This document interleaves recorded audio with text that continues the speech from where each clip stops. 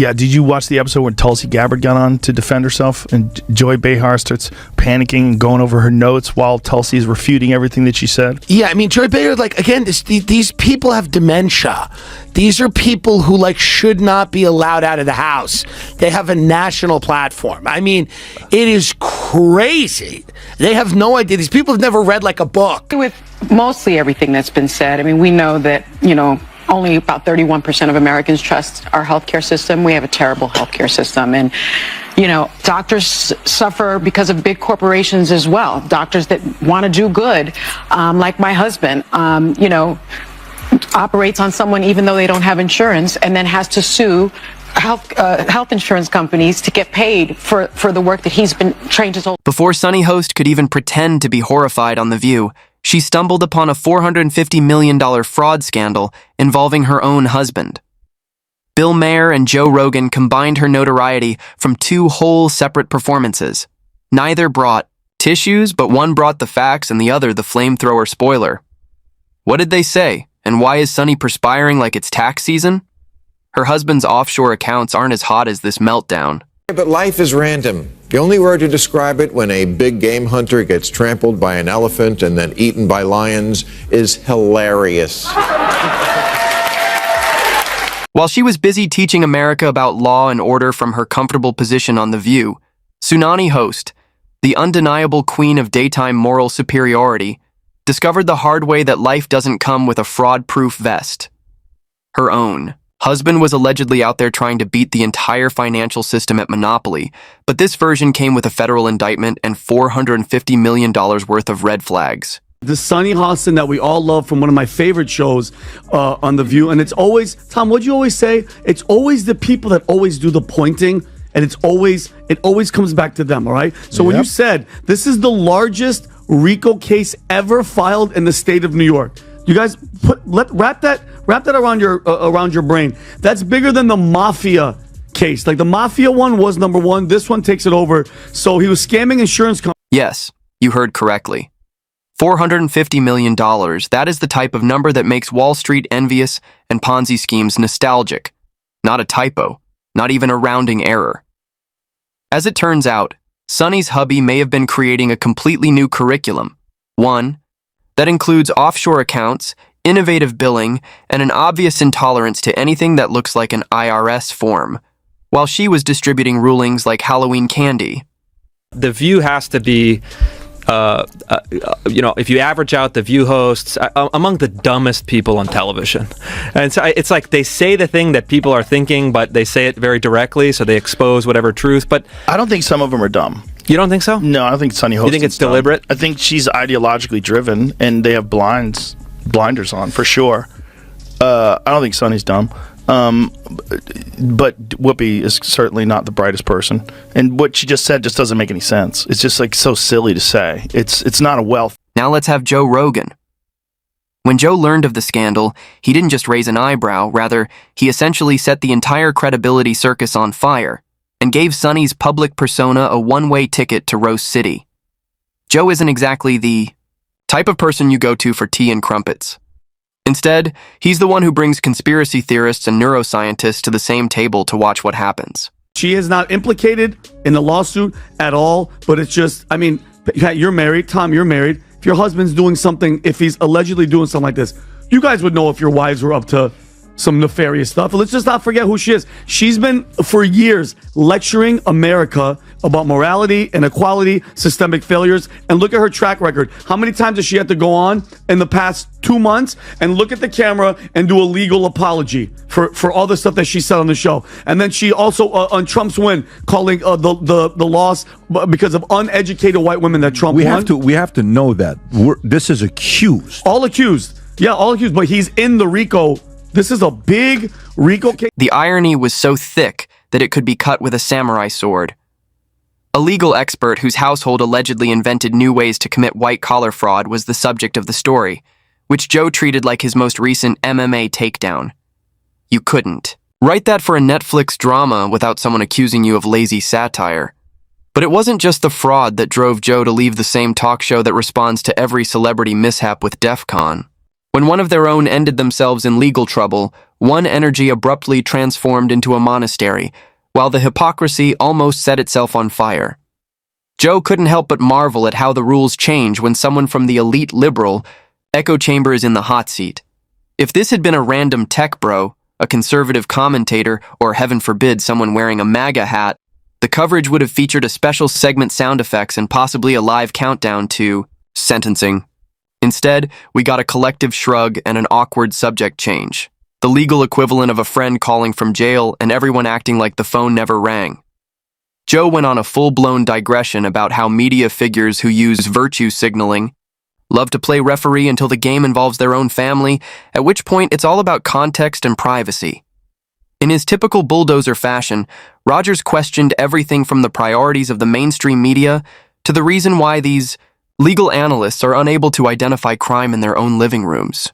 Well, I had a different question, but it struck me that in the first segment you used the term woke, and you said that woke is what was sort of ruining everything. And I know that you're No, I didn't say ruining everything. I said that's why Trump could get reelected. That's why Trump could get reelected. Yeah. So the term woke has been, in my view, co-opted by the right and weaponized and bastardized. And so I was surprised to hear you use the term, because historically, as you know, because I think you're quite brilliant, that woke is a word used by the black community to note that we must be aware of social injustices. Bill Maher, however, entered the ring in a tuxedo, sipping a cocktail and brandishing wit like a scalpel, while Joe was going full gladiator with his intensity and sarcasm. His takedown wasn't loud, but it was deadly. He didn't need a sweat-stained microphone or a podcast studio. Instead, he had a polished monologue and a smirk that said, "I've been waiting for this for years." He established the foundation first. Sunani Hostin, the champion of all things moral, is currently dealing with a PR nightmare of Shakespearean proportions. This isn't because she was indicted. Rather, it's because her entire public persona is based on the notion that she is more intelligent, superior, and law-abiding than you. As a result, when the FBI knocks on her husband's door with inquiries about hundreds of millions of dollars disappearing into financial Bermuda triangles, it not only ruins brunch but also damages the brand. Unlike Rogan, who went for the scorched earth spectacle, Bill Maher used detachment as a weapon. He didn't rage, laugh, or shout. Instead, he sighed dramatically, making it clear that this wasn't just a scandal but a masterclass in selective outrage. With the cold efficiency of a surgeon who is simply too exhausted to pretend it's his first time, Maher pointed out the absurdity of someone who lectures America on integrity suddenly being surrounded by enough scandal to fuel 3 seasons of a prestige crime series. I get it. I also hate Joy Behar. So I don't love you, but I also hate that squawking bird. So I hate the whole thing. And frankly, that show, you want to talk about a show that set women back, is The View. You want to talk about that show. If the CIA is engineering, Antifa and fucking the Capitol riot, some crazy misogynist engineered The View, because there's nothing worse than The View. In terms of, like, there are so many brilliant women out there. None of them are on The View. None of them have gone near the set of The View. I mean, they have brought in the lowest tier of the, what is it, the Y chromosome? No, double The X. Okay. Double X. They brought in the lowest of the double X's for that one. It's Because, let's face it, Sonny would have set the studio on fire with outrage if the roles had been reversed and the fraud case had involved the spouse of a Republican senator, a conservative analyst, or literally anyone with different political views than her. There would have been monologues, tears, and charts, but now there is awkward eye contact, silence, and most likely an ABC PR memo that reads something like, "Do not under any circumstances mention that your husband was indicted for orchestrating a multi-million-dollar scam network." Ma savored that irony like fine wine. He didn't have to shout the story. It screamed for itself, the public moralist embroiled in a private humiliation so enormous that it deserves its own headline font. And that's where the story really gets interesting, because when you combine Mars's razor-sharp satire with Rogan's UFC ground and pound analysis, you get the rarest of cultural phenomena, an agreement between two people who could as well be on different planets. When it came to the host and the scandal, both of them had the same reaction. Uncontrollable disbelief cloaked in mockery. The Joker didn't even need Sonny to say anything. Her silence was the punchline. One spends his weekends in sensory deprivation, tanks, while the other spends his weekends in HBO studios lamenting the decline of Western civilization. About what we go over, because I got so many texts this week because she attacked me the week Yeah, before. sure. So she was, everybody was like, "Oh, Bill, I get you're enjoying the karma." First of all, I'm going to talk about this at the end of my show next week, teaser. But there is no fucking thing as karma, okay? Get over that. Whoopi attacks me on a regular basis. She says stupid shit on a regular basis. It just happened to coincide. But Simply happened to enter. But may I just say that both men filled in the blanks with fire flare and enough sarcasm to power 1,000 TikTok stitches as she sat on national television saying nothing at all about the criminal inquiry taking place in her own home? Together, they revealed what happens when media elites spend so much time on pedestals that they lose sight of accountability, and the idea that the model of televised righteousness, where every topic is examined like a high school frog, suddenly developed a case of collective amnesia. Rogers portrayed the media as complicit cowards, and Ma painted them as moral contortionists. No conversations, no segments. No, The View was able to see past a $450 million fraud case with the kind of tunnel vision typically reserved for Olympic sprinters, calling out the inconsistency, mocking the double standards, and reminding the public that if you're going to claim the moral high ground, you better make damn sure your foundation isn't made of federal indictments. This is personal, but it's important to just remain silent, as if the biggest legal scandal connected to one of their own simply didn't exist. It was like watching a bakery fire alarm go off while everyone insists the smell was just overcooked toast. Roger chuckled at the ridiculousness. Ma analyzed the conceit. Strange show, but it's fun to watch. It's just fun to watch them. It's good entertainment. Yeah. Undoubtedly. Well, they're just, it's interesting because I think Sunny is very intelligent, but she's ideologically captured. Right. That's what I think. The other ones, there's a couple of the other ones, don't have to name any names, who are just very dull-minded. But I think Sunny's not one of them. I think she's smart but captured. Sure. I think she came into it with an agenda. Of course. They do everything with an agenda. Yeah. The notion that elite media speakers can avoid the accountability cue just because they know which fork to use at dinner was swiftly culturally spanked by both of them. What's even funnier is that this wasn't a smear campaign. Rather, it was an observational comedy. The facts were loud, the optics were louder, and Sunny's silence was the loudest of all. Here's a woman who has dedicated her career to explaining complicated legal issues in plain English, only to be silenced when the legal complexity enters her front door while handcuffed. There's no need for conspiracy theories or internet detective work. Ma portrayed it as a tragedy wrapped in sarcasm and America, while Roger treated it as a warning against unbridled egos in the media. America saw two very different voices come to the same conclusion. The moral pyramid system is falling apart, and those at the top are acting as though it's only a small earthquake. In reality, that's the story's legacy. Not just that Joe Rogan and Bill Maher slammed at it so forcefully that it reverberated, but also that a talk show host's husband allegedly committed enough fraud to be eligible for a Wall Street starter pack. isn't it interesting that it's called, I don't think they meant this when Barbara Walters invented it a long time ago, but it's The View. Well, that's the problem in America. But there is one view, right, and one that's clearly true opinion, and everybody else can go sit in the corner. That's correct. I think that's not actually. Joe and Bill were more than willing to volunteer this time if hypocrisy had a loyalty program. But in the face of real scandal, the people who usually scream the loudest suddenly turned into mimes. You don't need a smoking gun when the hypocrisy is doing cartwheels on national TV. All you need is someone to point and laugh. Sanani Hust would be platinum. And if silence were an Olympic sport, she would be on the podium with a gold medal and a shocked expression at The View. Normally, moral outrage is brewed fresh every morning, steamed, stirred, and served with a side of smugness, but lately the kitchen has become suspiciously quiet. Instead of the usual piping hot lectures on justice, ethics, and what decent people do, there is a cold silence that is louder than a megaphone at a silent retreat. This is because the show's purported commitment to transparency folds faster than a cheap lawn chair at a WWE match, and you can practically see the production team perspirating through their pastel cardigans. Okay, ladies, today we'll talk about Criminal justice reform with passion. But let's avoid talking about the high-profile federal arrest that involved someone's husband.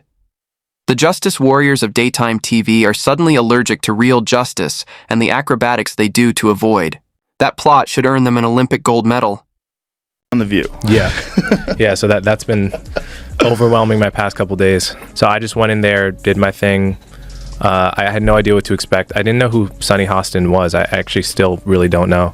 So I wasn't expecting necessarily for her to kind of try to ambush me in that way and attack my character in that way. Well, it is the show that people love to hate. Yes, that's true. That's true. They get so much hate watching viral clips of them saying ridiculous things. I mean, Yeah. it is a rabies infested. What are the chances that Sunani Hostin, the master of legal analysis, is missing in action exactly when the legal aspect became important? But the worst part is that selective amnesia isn't just an inconvenient hiccup. It's becoming the norm.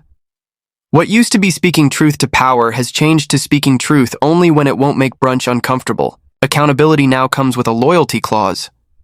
If you're on the right side, your scandals are discreetly escorted out the back door, ideally during a commercial break. If not, then every mistake is magnified like a zit under a magnifying mirror. This is where Rogan and Maher enter the odd adventures of inconvenient truth. They aren't being kind or cautious, and they aren't concluding with finger-wagging and fake empathy. Instead, they have just pointed out what the rest of the media is too cowardly to say. Because Sunny's family is currently exuding luxury crime drama energy, and her co-workers are acting like it's just a strange draft in the studio, a $450 million fraud case hasn't just upended a pedestal. It's blown a hole through the entire set of performative punditry. It's not just about one person's hypocrisy, it's about the entire circus act of do as I say, not as I conceal. If you're going to base your career on moral superiority, you better make sure your own closet isn't rattling. With diamond-encrusted skeletons? Their audience is not really their audience. Their audience is a group of people they bring in to watch television shows. You know, I don't know if you've ever seen audiences before for TV shows, but a lot of them are paid. They're paid to be there. So, because they have to guarantee that there's going to be people there. So there's services that you hire. And when a show gets really, really popular, you know, like Letterman or something like that, obviously it has its own fan base. Right. And those people will try to get tickets before anybody else does. And in that case, they probably don't need to use a service anymore. They just get actual fans. But arguably, like, the fans, the real fans of The View that are like, oh, these ladies are on point, most of those people can't leave the house. Like, they're probably... Right. This is the roast when Joe Rogan and Bill Maher, two men who couldn't agree on what to order at a restaurant, both find your moral superiority hilarious. The View can't even claim to be the moral compass anymore. It's whirling like a blender. On turbo. Perhaps the TED Talk should be canceled in favor of hosting a game show with the working title, Whose Husband Defrauded $450 Million? Spoiler alert, we already know the answer. However, perhaps next week The View will feature a segment on accountability, but not necessarily accountability. Perhaps they will invite a guest expert to discuss financial ethics, preferably someone whose husband hasn't allegedly turned healthcare billing into a billion-dollar improv game. Until then, thank you to Joe Rogan and Bill Maher for reminding America that sometimes it takes a podcaster and a political comedian to fulfill the role of the media. If anyone sees Sunny, they should inform her that her moral soapbox has been repossessed, most likely by the same people who confiscated her husband's assets.